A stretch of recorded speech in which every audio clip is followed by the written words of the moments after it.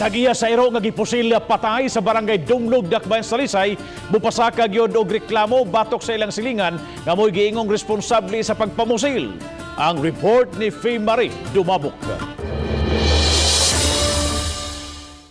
Karong hapon midangob sa Talisay City Police Station ang pamilya sa tag-iya sa ero nga gipusil patay nitong Miyerkules sa udto.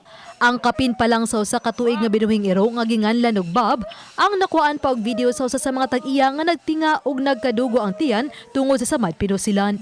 Gidali pa uta kini pagdala sa Talisay City Veterinary Office apan patay na kini nga nadangat. Ilang silingan sa barangay Dumlog sa Dakbayan sa Talisay ang gitumbok nga mipusil patay sa ero. Umuhagit siya nga ng Tagalog lesson para dili na itabo sa uban tayang Gyulagway sa pamilya nga buotan og pinangga kay nila ang irong si Bob ug giisip nilang kabahin sa ilang pamilya. Hilabihan kaguol ang ilang gibati sa kamatayon ni Bob. Nadasig silang mo reklamo tungod usab sa suporta nga ilang nadawat gikan sa mga pundok nga nanalipod sa kahayupan. Dako kay nagpasalamat sa ilang suporta o kanang pag-care sa mong ero nga si Bob. Sila diha nga mo fight kuyog sa mua sa kaning case ni Bob. Uban ni Cleofer Lumayag, ako si Faye Marie Dumabok. Balitang Bisdak.